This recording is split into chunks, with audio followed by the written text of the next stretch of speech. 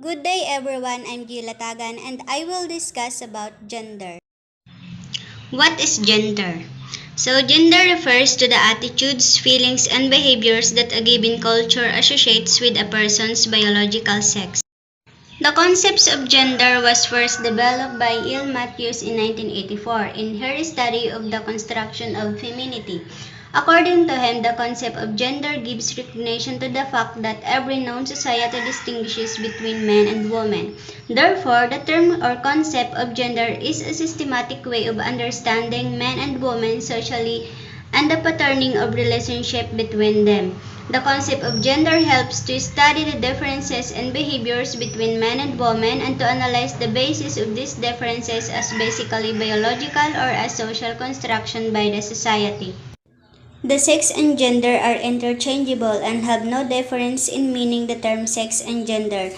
Not until when 1950s that is formally begun to be distinguished according to the World Health Organization, which sex is refers to the different biological and psychological characteristics of males and females, which focus to hormones, reproductive organs, etc.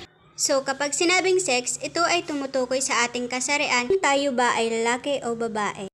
Kapag ipinanganak tayong may vagina at nagtataglay tayo ng XX chromosomes, ibig sabihin ang ating sex ay babae. While gender refers to the socially constructed characteristics of women, the men such as norms, rules, and relationship often between groups of men and women, this influence the ways that who act, interact, and feel about themselves. So the sex and gender has a different meaning. These differences is due to the nature and nurture that affect and influence to every person. The gender you identify as may or may not be the same one as what you express with things, like your clothing and behavior, all of which can also be unexpected. Sexuality, who you are attracted to, this can be equally complicated and on a spectrum, where you are on this spectrum isn't necessarily fixed. Like, an usad na tao ipinanganak na may XX chromosomes or XY na nagadetermine kung sinda ay usad na lalaki or babae, kung saan nagtataglay sila ng it's either penis or vagina, bilang identity for being a boy or a girl. There are some of women who express themselves as a man. That is what we call lesbian. Lesbian, ang pagkakaroon ito ng apeksyon sa kaparehong kasarian. And there's also a man who express themselves as a woman, and that is what we call gay, who attracted to the same sex. Besides of man and woman, lesbian and gay, there's also bisexuals, kung saan nagkakagusto ito sa dalawang kasarian. At mayroon ding transgender and etc. Sex versus gender. Sex is biological. Women's chromosomes, reproductive organs, and genitalia and hormones, while gender is culturally defined, which women should act according to traditional behavior of women or way to express themselves, such as in roles and responsibilities, being caring and get into serving jobs, being fragile and emotional, become interior healthcare to men financial dependence.